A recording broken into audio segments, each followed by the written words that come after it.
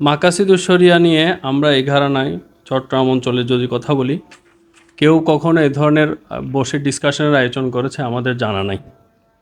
তো যেহেতু আমাদেরকে এই অপ্রয়োজনীয়তাটার অনুভব করার পরে আমাদের কর্তৃপক্ষ এটা আলোচনা করার একটা ব্যবস্থা করেছে, তাহলে বোঝা যাচ্ছে যে এটা খুব একটা গুরুত্বপূর্ণ বিষয়, যা আলোচনা হওয়া উচিত এবং চর্চা হওয়া উচিত, এটা নিয়ে ডিসকাশন হওয়া উচিত। আমিও তো কিছু মাদ্রাসায় পড়েছি, তো মাদ্রাসায় যতটুকু পড়েছি, আমি যতটুকু আলিম পর্যন্ত পড়েছি ততদিন পর্যন্ত আমি এই এই এই কনসেপ্টটা জানতামই না। মাকাসিদুস শরিয়া সম্পর্কে আমার কোনো নলেজই নেই। আমি এটা সম্পর্কে জানছি রিসেন্টলি, বিভিন্ন জার্নাল পড়ার পরে এই জিনিসটা জেনেছি। এখন আমার প্রশ্ন সেই জায়গায়, তো এই যে একটা গুরুত্বপূর্ণ বিষয় যেটার উপর 100 মার্কস থাকা দরকার ছিল এই দাখিল আলিম লেভেল থেকে, যেমনটা উসুলে ফিকার জন্য আমাদের সময় 20 নাম্বার ছিল, এখনও 20 নাম্বার মনে হয় আছে। তো এগুলাকে আলাদা করে আইডেন্টিফাই করা হয় নাই বিদায়ী আমাদের এখানে হচ্ছে মাকাসিদুস শরিয়া সম্পর্কে আমাদের ঘাটতি। ইয়েস, সেটাই। তো কিন্তু আমাদের এখানে ওই যে এডুকেশন সিস্টেমের গণ্ডগোলের কারণে আমরা মাকাসিদুস শরিয়া সম্পর্কে ছাত্র জীবনে জানতামই না, সোজা কথা।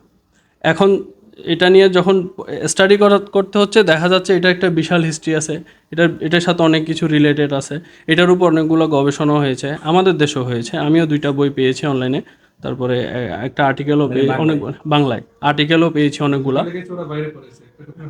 জি জি, হ্যাঁ হ্যাঁ, একটাই। তো এখন আমার কাছে একটা হাবিব স্যারের একটা আর্টিকেলও আছে।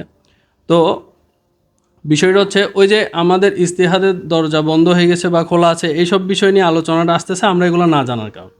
আমরা যদি সেই স্টুডেন্ট লেভেল থেকে এইসব বিষয়গুলো আমাদের এডুকেশনের সিলেবাসে থাকতো, তাহলে হয়তো আমাদেরকে এই ধরনের আলোচনাগুলো নিয়ে আগাইতে হইতো না। আমরা আমাদের ওই চেঞ্জ ম্যানেজমেন্টটা আমরা আরও সহজে বুঝতে পারতাম, তারপর আমাদের যে সমস্যা সেটাও সমাধানের দিক দিয়ে যাইতো। এখন কেন এডুকেশন সিস্টেমটা এভাবে ডেভেলপ হয় না সেটা অবশ্য আমার কাছে আনসার নাই, ওইটা একটা চিন্তার বিষয় আছে, বিজ্ঞজনরা এটা চিন্তা করবেন আর কি। ওই স্যারের যে কথাটা বলেছেন সুফিদের সাথে মাকাসিদুস শরিয়ার একটা ডিপলি ক্লোজ রিলেশন আছে, সেটা হচ্ছে সুফিরা কেন ওই গবেষণায় সবচেয়ে এগিয়ে আছে। এটা হিস্ট্রিক্যালি আসলে সত্যি যে এই গবেষণায় আপনি যাদেরকে পাবেন ম্যাক্সিমামই সুফি। তারাও সুফি, হ্যাঁ স্পেশালিটি ফিল্ড ভিন্ন, কিন্তু তারা সকলেই সুফি। ওই সুফিদের একটাই মাইন্ডসেট ছিল, মানুষের কল্যাণটা তো অবশ্যই তাদেরই উদ্দেশ্য, মূল উদ্দেশ্য হচ্ছে সুফিদের ওই মানুষের কল্যাণ সাধনটাই, আল্লাহ তাদেরকে দুনিয়াতে পাঠিয়েছেন সে কারণে। তো তারাও সেই জন্যই বারবার মাকাসিদুস শরিয়ার আলোচনাগুলো তাদের পড়াশোনার মধ্যে, তাদের গবেষণার মধ্যে এনেছেন। আমি মাকাসিদুস শরিয়ার জ্ঞান অর্জনের একটু ফলাফল, মানে কি উদ্দেশ্য, কি প্রয়োজন হতে পারে সেটা একটু বলি। এটা হচ্ছে, এক নম্বর হচ্ছে ইসলামী শরিয়ার নুসুস বা কোরআন হাদিসের যে বক্তব্যসমূহ মর্ম তাৎপর্য অনুধাবন করতে পারে ওইটা থেকে। তারপর হচ্ছে বাহ্যিকভাবে বিরোধপূর্ণ দলিল প্রমাণের ভারসাম্যপূর্ণ সমাধান অধিগ্রহণের প্রদানের যোগ্যতা অর্জন হয়, এটা পড়াশোনা করলে, এটা স্টাডি করলে।